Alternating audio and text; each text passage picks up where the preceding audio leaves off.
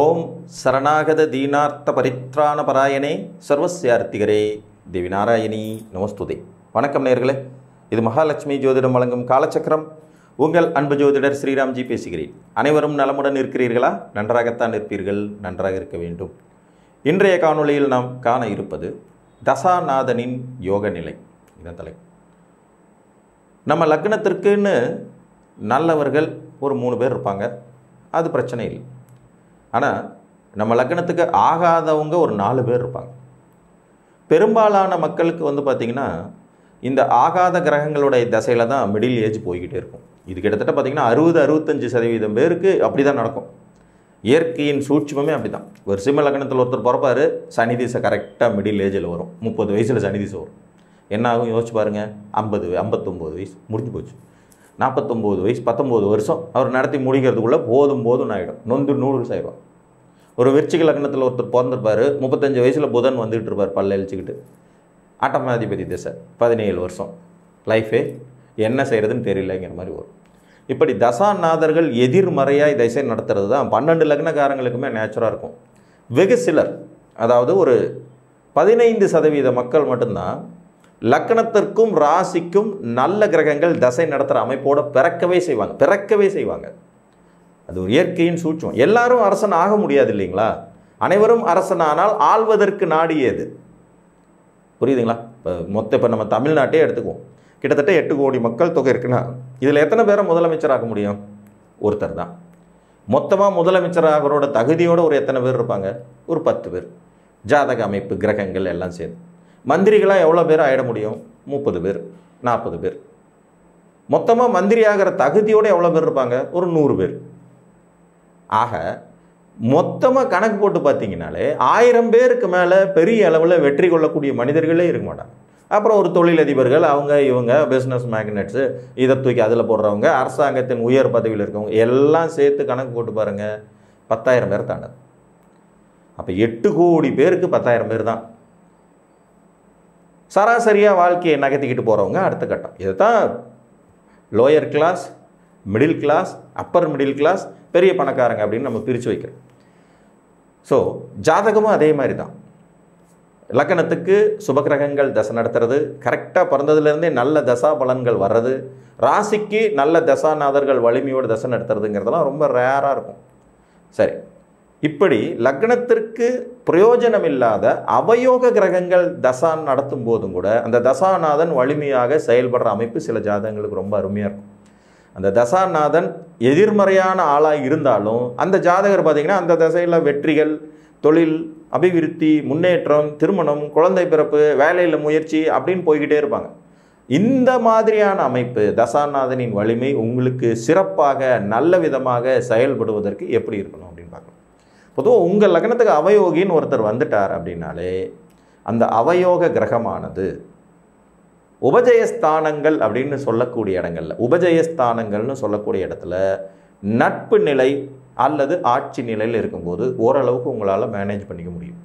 ஆனால் இதுலேயும் ஒரு சூட்சம் என்னென்னா, உபஜயஸ்தானங்களில் ஒரு 3 வீடுகள் ரொம்ப சிறப்பாக இருக்கும். உதாரணமாக 3ஆம் இடம் ஓகே, புகழ் ஸ்தானம், முயற்சிகள் ஸ்தானம். 10ஆம் இடம் ஓகே, 11ஆம் இடம் சூப்பர். ஆனால் 6ஆம் இடத்துல 6ஆம் அதிபதியாகவே ஒருத்தர் ஆட்சி திசை நடத்துறது நல்லதில்லை. அந்த வகையில் இப்போ ஒரு மேச லக்ன ஜாதகத்துக்கு எடுத்துக்கிட்டிங்கன்னா புதன் ஒரு அவயோகி, 3, 6 கூடையவர். ஆனால் இந்த புதன் 3ஆம் இடத்துல இருந்தாலோ, 10ஆம் இடமான மகரத்தில் இருந்தாலோ, 11ஆம் இடமான கும்பத்தில் இருந்தாலோ பிரச்சனையே கிடையாது. இவர் புதன் திசையில் வெற்றிகளை குவிக்க வாய்ப்புகள் உண்டு. புரிஞ்சுதுங்களா? ஆனால் அதே நேரத்தில் இவர் இந்த 3ஆம் இடம், 10ஆம் இடம், 11ஆம் இடத்துல பகை நீச்சமெல்லாம் பெற்று இருந்தாங்கன்னா வேலை செய்யாது. அப்படி பார்க்கும்போது ரிஷபலக்கண ஜாதகர்களுக்கு குருவானவர் இந்த 3ஆம் இடத்துல உச்சம் பெற்ற நிலையில் நிறைய பேர் குரு திசையில் சக்ஸஸ்ஃபுல்லான மனிதர்களாக இருப்பாங்க. அதேமாதிரி 10ஆம் இடத்துல இருக்கிறதும் சரி, 11ஆம் இடத்துல இருக்கிறதும் சரி, தசாநாதனின் வலிமையினால் ஜாதகர் அவயோக தசையாகவே இருந்தாலும் வெற்றி பெறுவார். உபஜயஸ்தானத்தில் அவ்வளோ ரகசியங்கள் ஒளிஞ்சிருக்கு. மிகப்பெரிய வெற்றியாளர்கள் எல்லாமே பார்த்திங்கன்னா இந்த மாதிரியான பெரும் முயற்சிகளால் ரொம்ப அற்புதமான வெற்றியாளர்களாக சூட்சுமமாக கௌரவிக்கப்படுவார்கள். ஸோ இப்போ நமக்கு அவயோக கிரகமே தசை நடத்த வருதுனாலும் எங்கே இருக்கிறார், இது ரொம்ப ரொம்ப ரொம்ப இம்பார்ட்டன்ட். ஒரு மிதுன லக்ன ஜாதகத்தை பொறுத்த வரைக்கும் குரு திசை அவயோக திசையாகுது, செவ்வாய் திசை அவயோக திசையாகுது. இப்போ செவ்வாய் திசை அவருக்கு நடக்குது 3ல் இருக்க சிம்மத்தில் இருந்தாலும் சரி, 10ஆம் இடத்துல இருந்தாலும் சரி, 11ஆம் இடத்துல ஆட்சியாக இருந்தாலும் சரி, ஒன்றும் பண்ணாது. அதே மாதிரி குரு பகவான் 3ஆம் இடம் சிம்மத்தில் இருந்தாலும் சரி, 6ஆம் இடம் விருச்சிகத்தில் இருந்தாலும் சரி, 10ஆம் இடத்துல தனிச்சு ஆட்சி ஆகக்கூடாது. ஏன்னா அவர் தனியாக இருந்தாருன்னா அது வில்லங்கம். 11ஆம் இடத்துல அதிநட்பில் இருந்தாலும் சரி, பிரச்சனை கிடையாது. அப்போ ஒரு மிதுன லக்கணமாகவே நீங்கள் பிறந்திருந்தாலும் குரு இந்த 4 இடங்களில் இருந்து இதில் 10 மட்டும் தனியாக இருக்கக்கூடாது, கூட யாராவது இருக்கணும். அதாவது வேற ஒரு பாவக்கோளோட தொடர்பு இருக்கணும். இல்லைன்னா அது கேந்திராதிபத்திய தோஷமாயிடும். இருந்துட்டார்னா நீங்கள் சமாளிக்க முடியும். இதே கேந்திராதிபதி 2ஆம் இடத்துல வந்து உச்சம் பெற்ற நிலையில் திசை நடத்தினார்னா நிச்சயமாக பண விஷயத்தில் ஜாதகர் பெரும் தவறான முடிவுகளை எடுக்க போகிறாருங்கிறத நம்ம மறுக்க முடியாது. இதுவே கடகலக்கண ஜாதகத்திற்கு சனி ஒரு ஆகாத கிரகம், அவர் வந்து திசை நடத்து, புதன் ஒரு ஆகாத கிரகம். இப்போ இதில் வந்து புதன் 12ஆம் இடத்துல ஆட்சி பெற்ற நிலையில் திசை நடத்தும் போது சுப விரயங்கள் தான், ஆனாலும் சமாளிப்பார். 3ஆம் இடத்துல அவர் வலுத்திருந்த கடகலக்கண ஜாதகர்கள் பார்த்திங்கன்னா நிச்சயமாக முயற்சிகள்னால நல்ல புகழையும் வெற்றியும் அடைஞ்சிடறாங்க. 6ஆம் இடத்துக்கு போய் தனுசில் இருக்கும்போது அவ்வளோ பெரிய இது இல்லை, ஏன்னா அந்த இடத்துல ஒரு நட்புன்னெல்லாம் எடுத்துக்க முடியாது, ஒரு மாதிரி ஓகேன்னு சொல்லலாம். 10ஆம் இடத்துக்கு போகும்போது பார்த்திங்கன்னா பகை வீடாக இருந்தாலும் இவரால் வந்து ஓரளவு சமாளிக்க முடியும். 11ஆம் இடம் சூப்பராக இருக்கும். நீங்கள் கடகலக்கணம் 3லேயோ 11லேயோ புதன் இருந்து திசை நடத்த போகிறாரா, நீங்கள் அவயோகி திசைன்னு கவலைப்பட வேண்டிய அவசியமே இருக்காது. அதே மாதிரி தான் சனி பகவானும் 3ஆம் இடம் அதிநட்பு வீட்டில் இருக்கலாம், 6ஆம் இடம் பரவாயில்ல இருந்துட்டு போயிடலாம், 10ஆம் இடத்துல அவர் ஆனால் நீச்சமாக போயிடுவார், அதனால் எந்த புண்ணியமும் இல்லை. 11ல் அதிநட்பில் இருக்கும்போது ஓகேங்கிற மாதிரி வரும். சிம்மலக்கணத்திற்கு சனி பகவான் 3ஆம் இடத்துல உச்ச வலிமை பெறுறதுங்கிறது ஒரு விதத்தில் பார்த்திங்கன்னா ஜாதகரை வெற்றி கொள்ளத்தான் செய்கிறது. எப்படி ரிஷபலக்கணத்துக்கு 3ஆம் இடத்துல குரு உச்ச வலிமை பெறுற போது ஜாதகர் முயற்சிகளால் வெற்றி பெறாரோ அதே மாதிரி தான் இது. ஏன்னா ஒரு உபஜயஸ்தானாதிபதி மறு உபஜயஸ்தானத்தில் வந்து வலு பெறாருங்கிற அடிப்படையில் சில நன்மைகள் இருக்குது. என்ன இங்கே ஒரு 2 சுப கிரகங்களோட தொடர்புகள் இருந்துச்சுன்னா இன்னும் சூப்பராக இருக்கும். அவர் எடுக்கிற முயற்சியில் பூரா சக்ஸஸ் அப்படிங்கிறது மாதிரி வரும். ஏன்னா அது சுக்கரனோட வீடு, ஒரு குரு சேர்ந்த நிலையிலையோ அல்லது சுக்கரன் பார்த்த நிலையிலையோ அல்லது சுக்கரன் சேர்ந்த நிலையிலையோ இருக்கும்போது ரொம்ப அருமையாக இருக்கும். 6ஆம் இடத்துல ஒரு நேரடியாக ஆட்சி பெறக்கூடாது. 10ஆம் இடத்துல இருக்கலாம், 11ஆம் இடத்துல இருக்கலாம், இதுவும் நல்லாயிருக்கும். கன்னிகா லக்ன ஜாதகர்களுக்கு செவ்வாய் தான் முதல் தர எதிரி. அடுத்தது குரு விருச்சிகத்திலிருந்து திசை நடத்தினாலும் இவங்க சமாளிச்சிடுவாங்க. கும்பத்திலிருந்து திசை நடத்தினாலும் சமாளிச்சிடுவாங்க. மிதுனத்திலிருந்து திசை நடத்தும்போது தனியாக இருக்கக்கூடாது. கடகத்தில் உச்சம் பெற்ற நிலையில் இருக்கும்போதும் தனியாக இருக்கக்கூடாது. அவருடைய ஃபுல் பவரை ட்ரைனேஜ் பண்ணுற மாதிரி கூட யாராவது ஒரு பாவக்கோள்கள் இருக்க வேண்டியது அவசியம். செவ்வாயை பொறுத்த வரைக்கும் 3ல் வலுத்த கன்னி லக்னக்காரங்க முயற்சி பண்ணுறாங்க, ஆனால் அவரே அட்டமாதிபதிங்கிறதுல கொஞ்சம் ப்ளஸ்ஸும் மைனஸும் கலந்துருக்கும். 6ஆம் இடம் சம உச்ச வீடு, பரவாயில்லாமல் இருக்கும். 10ஆம் இடம் சிறப்பு தான். 11ஆம் இடம் நீச்சமாக போயிடுவார், ஸோ பவர் இல்லாமல் போயிடும். துலா லக்னத்தை பொறுத்த வரைக்கும் குரு தான் 3 6 கூடையவர். இவர் 10ல் வழுக்கும் போது தனித்து வழுக்கக்கூடாது, ஏதோ ஒரு பாவியோடு இருக்கணும். 3ஆம் இடத்துல தனிச்சு இருக்கிறது ஓகேங்கிறது மாதிரி போயிடும். 11ஆம் இடம் சிம்மத்தில் இருக்கும்போதும் ஓகேங்கிற மாதிரி போயிடும். துலா லக்னத்திற்கு வேற பாவிகள் அப்படின்னு வரும்போது சூரியன் தான் பாதகாதிபத்தியத்தை பெறாருங்கிறப்போ அவர் வந்து ஆட்டோமேட்டிக்காக 7ல் போய் உச்சமாவார், இல்லைன்னா 11ஆம் இடத்துல இருப்பார். லாபாதிபதிங்கிற முறையில் அவர் இருந்துட்டு போட்டுங்கிறது மாதிரி எடுத்துக்கலாம். 10ல் திக்பலம் பெறுவது வெகு சிறப்பு. 3ஆம் இடம் தனுசில் இருந்தார்னாலும் சூரிய திசையில் ஜாதகர் பெரும் வெற்றியாளராக திகழ்வார். கவர்மெண்ட்டே கையில் போட்டுக்கிறதுன்னு சொல்லுவாங்க இல்லையா, அந்த அமைப்பு வரும். விருச்சிக லக்னத்துக்கு புதனை பற்றி சொல்லிவிட்டேன். அவர் 11ல் வலுத்தால் சிறப்பு மேல் சிறப்பு கொடுப்பார். 10ல் நட்பு பெற்றால் சிறப்பு தான். 3ஆம் இடத்துல நட்பு பெற்றாலும் சிறப்பு. 8ல் மட்டும் இருக்கக்கூடாது. விருச்சிக லக்னத்துக்கு சுக்கிரன் ஒரு விதத்தில் 12ஆம் அதிபதியாகவும் சனி ஒரு விதத்தில் 3ஆம் அதிபதியாக வரும்போது சனி 3லேயே வழுக்கும் போது ஜாதகர் வெற்றிகரமான மனிதராக இருக்கார். 12ஆம் இடத்துல வந்து அவர் வலுப்பெறும்போது மறைமுக வெற்றியாளர் இருப்பார். சுக்கிரனை பொறுத்த வரைக்கும் பார்த்திங்கன்னா இவங்களுக்கு உபஜயஸ்தானத்தில் அவர் 3ஆம் இடம் நல்லதை செய்யக்கூடிய வீடாகவும் 10ஆம் இடம் நல்லதை செய்யக்கூடிய வீடாகவும் அமையும். 11ஆம் இடத்துல சுக்கிரனே நீச்சமாக போயிடுவார். தனுர் லக்னத்திற்கு சுக்கிரன் ஆகாதால் இவருக்கு வந்து பார்த்திங்கன்னா 4ல் வலுப்பெற ஒரு விதி இருக்கும். 3ல் அதிநட்பு பெறுவார். 10ஆம் வீட்டில் வந்து நீச்சவங்கனால பவரே இருக்காது. ஆனால் 11ல் இருந்தார்னா சிறப்பு. 11ஆம் இடத்துல சுக்கிரன் இருக்கிற தனுசு லக்னக்காரங்களுக்கு சுக்கிர திசை நடந்தால் நிறைய ஜெயிப்பான்.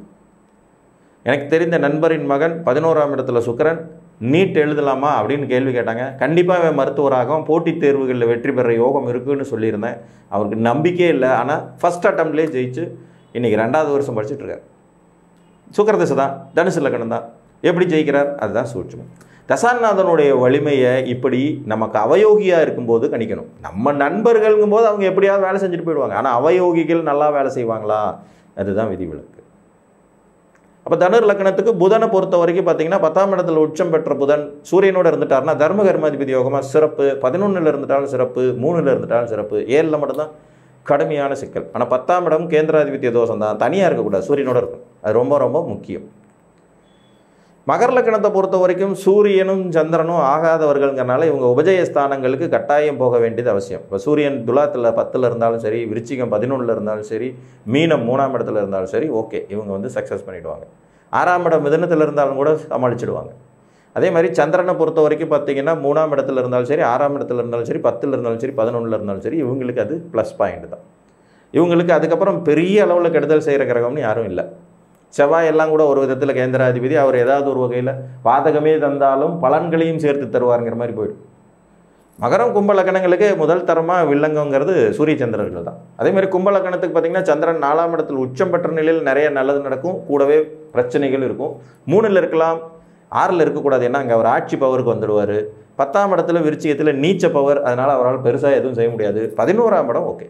அப்போ கும்பத்துக்கு சந்திரன் வந்து 3, 11 வெகு சிறப்பாக இருக்கும். சூரியனை பொறுத்த வரைக்கும் இவர் ஒரு அவயோகி தான் இவங்களுக்கு. அந்த வகையில் பார்க்கும்போது 3ஆம் இடத்துல உச்ச சூரியனாக இருக்கிறது இவங்களை வெற்றி பெற செய்யும். 6ஆம் இடத்துல கடகத்தில் இருக்கலாம், பிரச்சனை கிடையாது. 11ஆம் இடம் அதிநட்பு வீட்டில் இருக்கலாம், பிரச்சனை இல்லை. 10ஆம் இடம் திக்பலமும் வரலாம், பிரச்சனை இல்லை. அப்போ கடக லக்கணத்துக்கு சூரியனும் மகர லக்கணத்துக்கு கடக லக்கணத்துக்கு சந்திரனும் மகர லக்கணத்துக்கு சூரியனையும் தான் கரெக்டாக அதில் ஜட்ஜ் பண்ணும். மற்ற திசைகள் எல்லாம் இவங்க ஈஸியாக சமாளிப்பான். கும்பலக்கணத்தை பொறுத்த வரைக்கும் சுக்கிரன் தான் மெயினான ஆள். இவர் 3ஆம் இடம் வலுப்படுறதுங்கிறத பெரிய நெகட்டிவ் எடுத்துக்க முடியாது. 6ஆம் இடத்துல இவருக்கு எந்த இதுவும் இல்லை, சும்மா உட்காந்துருப்பார். 10ஆம் வீடு இருக்கலாம், 11ஆம் வீடு இருக்கலாம். புதன் இவங்களுக்கு இன்னொரு விதத்தில் கேந்திராதிபத்தியம் மாரகாதிபத்தியம் தரக்கூடியவங்களால அவர் 3ல் புதன் இருந்தால் இவங்க தப்பிச்சுக்குவாங்க. ஒரு மீன லக்னம் 3ல் புதன் பிரச்சனை இல்லை, அதிநட்பு வீட்டில் இருப்பார். திசை நடத்தினாலும் ஜாதகர் ஜெயிப்பார். முயற்சிகள் ஸ்தானம், புகழ் ஸ்தானம், கீர்த்தி ஸ்தானம் கொண்டுட்டு வந்துடும். அதுக்கு அடுத்தபடியாக அவங்களுக்கு 10ஆம் இடம் 6ஆம் இடத்துல அதிநட்பு நிலைமை இருப்பார், அதுவும் நல்லா தான் இருக்கும். 10ஆம் இடத்துல ஓகேங்கிற இருக்கும், 11ஆம் இடமும் ஓகேன்னு இருக்கும். ஸோ இந்த மாதிரியான அமைப்பில் கிரகங்களின் தசாநாதர்களின் வலிமை, உங்கள் எதிரி அவர் தசாநாதனாக இருந்து அவர் வலிமையாக இருந்தார்னா கண்டிப்பாக அவயோகி தான் அப்படின்னு நினச்சி நீங்கள் பயப்படாமல் வெற்றிகளை குவிக்க வாய்ப்புகளை தருவார்கள் என்று கூறி மீண்டும் ஒரு காணொலியில் உங்களை வந்து சந்திக்கும் வரை உங்களிடமிருந்து அன்புடன் விடைபெற்றுக் கொள்வது உங்கள் அன்பு ஜோதிடர் ஸ்ரீராம்ஜி. நன்றி, வணக்கம்.